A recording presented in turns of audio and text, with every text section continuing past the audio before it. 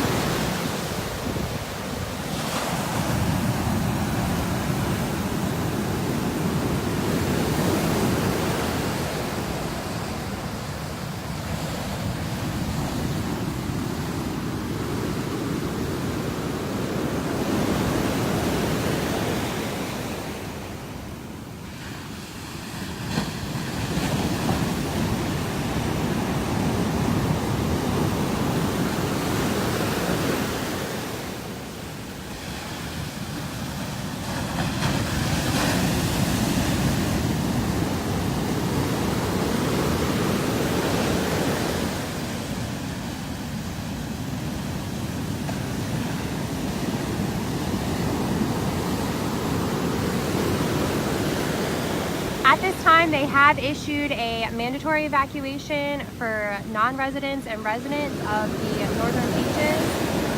That is in effect as of now.